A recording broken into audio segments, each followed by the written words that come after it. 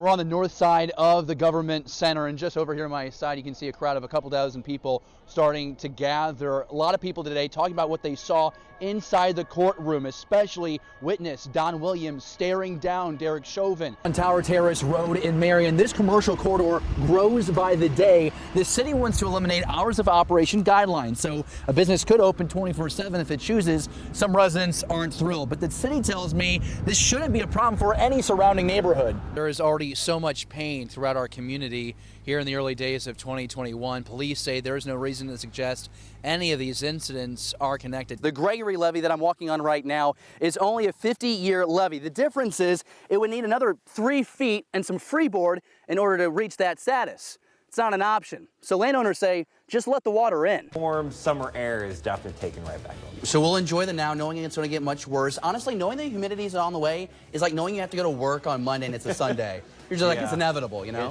It's pain. This is the police department's 2020 annual report. These 11 pages show 2 things: how the program works and how it's reduced speeding and crashes. Nothing on the money stream. But in the March 2021 report, I found that fines from traffic camera tickets brought in more than $6 million since last July. Workers are invited to tour the facility today to get a first-hand look at the new safety precautions in place here at the plant. If you actually take a look behind me right now, you can see the on-site clinic for employees off in the distance. It's absolutely gorgeous. I think I have the best assignment of the day, honestly. We're on the top of the 4th if you take a look behind me right now, and Prairie High is up 9-1 over Iowa City West. And as you can see, the guests here, the fans, are all socially distancing. Bus drivers tell me they live and die by the use of their mirrors. Each driver has to check every mirror on the bus as part of a 76-point examination, a test they have to complete before leaving the lot. I believe I witnessed a murder. Did call the police on the police. In Minneapolis, it was a day of emotional testimony from witnesses on the scene the day George Floyd died. Y'all murderers, bro. Y'all murderers. Including new audio of a 911 call that was placed by witness Don Williams, who wiped away tears as he listened to his words from that day. Officer 987 killed a citizen and he wasn't resisting arrest or any of it. The defense has already argued Floyd died of other factors like drug use and unrelated health problems. And they fired back against Williams, painting him as a combative bystander, pointing out to jurors the language he directed toward Officer Chauvin as the situation unfolded. You call him a tough guy, right? You watched the video? And I think you said something about hoping he would shoot himself. No, I didn't say I hope he's going to shoot himself. I said within the next 2 years, you will shoot yourself in your head for what you did. After Williams, the next set of 4 witnesses were minors at the time of the event, one as young as 9 years old, the judge permitting them to be off camera and audio only. I was sad and kind of mad. And tell us, why were you sad and mad? Because it felt like he was stopping his breathing, and it is kind of like hurting him. It's been nights. I stayed up apologizing and apologizing to George Floyd for not doing more.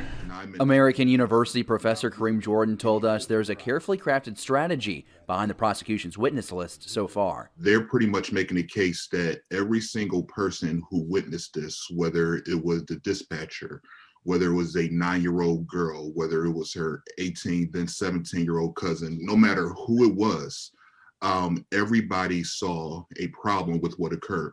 Everyone wanted to intervene. One of the young women not shown on camera tells the jury bystanders repeatedly asked Dereck Chauvin to check George Floyd's pulse. He didn't, and he didn't remove his knee from the back of Floyd's neck. She says at times he pushed harder. We're live in downtown Minneapolis. David Amelotti, Iowa's News Now.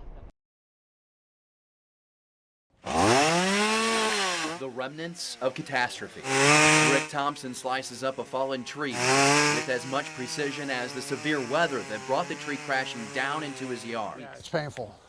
Here I am day 1, and it's already painful. He says the devastation of Monday's straight-line winds is brutal. We have no electricity, no ability to charge the phone. But he says his fear is if power isn't off for days, but weeks or longer. So today the plan is just clean all this crap up here, all the tree lines, and relax a bit, wait for the power to come back, but really, essentially, what can we do? I don't think anybody should have an expectation that power is going to come on anytime soon. In a press conference Tuesday, Governor Kim Reynolds says the state works to bring electrical workers from across the country to get the lights turned back on in Iowa. At peak, more than 500,000 people were without power. Lynn, Marshall, and Scott counties especially was hard hit in terms of impact to its electrical grid. Here we are in Lynn County, and here's just one of so many utility poles splintered because of the storm, thousands across the state. This one here was atop of this until it fell into the crop. The issue that crews face right now is not just distribution to individual homes, it's that main feed of power into the region. Well, utility crews are working 24/7. At this time, there is no exact identified time for restoration of service. Cell service will come back, power will come back, trees and debris will get cleaned up. You can hear some of that in the background. Those will start coming about, but back to normal is not going to be, literally could be not for months. Go out here and help the neighbors. Got some garages, got some old structure here. It's just not safe. So if they need help, we'll tear them down day by day, man, until I go back to work. In Lynn County, David Amelotti, Iowa's News Now. I'm actually live right now at Custom Fitness, and if you take a look behind me, you can see that the parking lot is pretty full. Members inside getting their workout in. Gym owner Jason Bailey says he isn't working up a sweat over complaints. His business is back open. Is there a risk? Yeah, there's a risk for everything you do, everywhere you go. So when are we, if you're going to take that stance, when does anything open? Custom Fitness owner Jason Bailey says his decision to stay open is about dollars and cents and standing up for his rights. What good is it to tell me you can keep your property, you can have it in your name, you can pay the property tax, you just can't use it? That's effective seizure. But business owners like Curtis Myers say the behavior is disrespectful to community businesses and threatens others' health. This is a pandemic. This is serious matters. To not follow state guidelines, this is serious stuff. There should be consequences to that. I'll say this. I hope so many people come in here to work out that becomes an issue. Just minutes after that comment, Bailey got his wish. Oh, we got officers here. 2 Cedar Rapids police officers arrive at the gym. Well, I started off asking them if there's only supposed to be one person in here. Why is there 2 officers that came in? I said, what's the other one doing here? He didn't seem to like that comment. Cedar Rapids Police Department say the initial complaint was filed last Friday, and Bailey was warned. Additional complaints were made over the weekend. That required CRPD to visit Tuesday to issue a citation for a simple misdemeanor. Well, how does this influence your stress level right now? Like, are you still the Zero. same? I deal with this stuff all the time. Bailey says any fine he has to pay in the future will cost him less than keeping his business closed. You end up with a scenario of a lot of bad options. And in looking at that, I look at, okay, I'm going to upset maybe the officers, I might upset the governor, or I can upset my 2,000 plus members. I chose what I believe to be the lesser of 2 evils. So I guess that's it.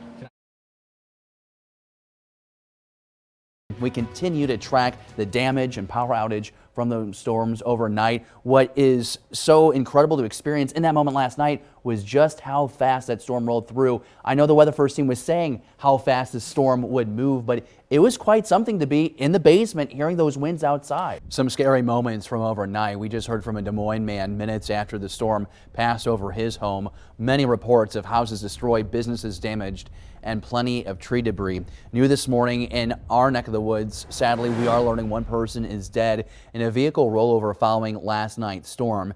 It happened at 8:30 last night on Highway 151 near Walford. The driver was driving southbound and lost control when it was hit by strong winds and went to its side in a ditch. The name of the driver will not be released. The accident remains under investigation. Let's take a look at some of the damage from last night's winds. Few trees down at First Avenue and 2nd Street in Center Point. Neighbors say the fire department was pretty quick to assess damage and clear the trees that had landed on some homes. Power was out for this neighborhood for a good amount of time, but crews were able to get the lights turned back on before midnight. And speaking of power outages, take a look at this just to see how many people are still without power this morning following that severe weather. We're seeing roughly 51,000 people still in the dark. Alliant Energy and Mid-American Energy, the 2 companies have the most customers without power right now, around 17,000 customers. We'll continue to bring you updates throughout this show as customers get the lights turned back on.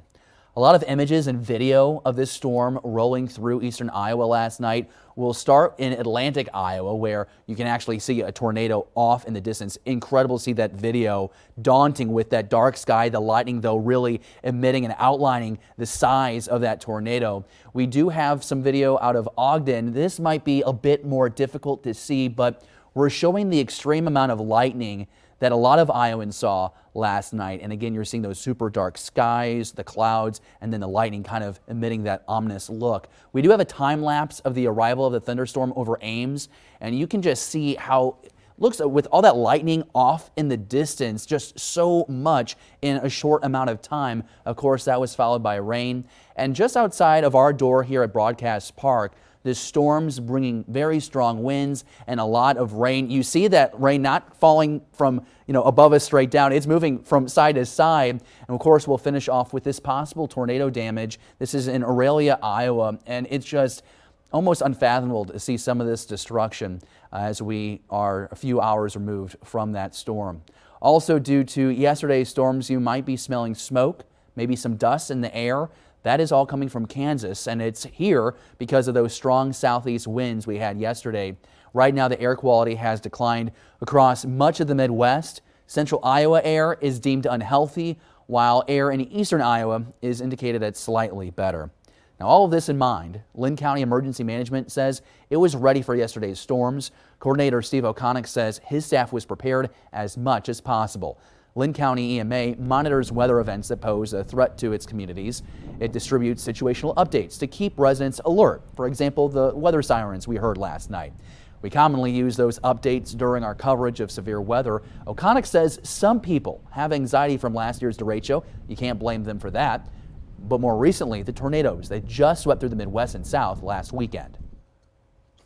Happening today and following last night's storm, members of the Red Rockford Marble Rock community will not hold classes today. Instead, they'll be helping those in need this morning. The school made an announcement on social media last night saying it wants its students and staff to help with this aftermath and recovery. The school building will stay open to the public for those looking for a shower, warmth, and a meal to eat. If you need help with cleanup efforts, you can contact numbers on your screen. There's two, 641-756-3508 or 641-756-3813. Both those numbers for you at iowasnewsnow.com. And of course, Iowa isn't the only area to feel Mother Nature's wrath in the last week. There's also the victims of the severe weather that rolled through Kentucky and 5 other states last Friday. Through a partnership with our parent company and the American Red Cross, your donations help the Red Cross prepare for and respond to disasters, as well as the people directly affected by this weather and now in recovery mode. We will have a day of giving today. It's happening right now. It's Sinclair Cares Tornado Relief. If you head to sinclaircares.com right now, you can find a few ways how you can help these people in their time of need. Our time right now is 6:07, and we are tracking the spread of COVID-19 across the country. This as Omicron now hits the states. In less than 3 minutes, new data taking a look at the effectiveness of the vaccines against this new strain. It's all next here on Iowa's News Now this morning.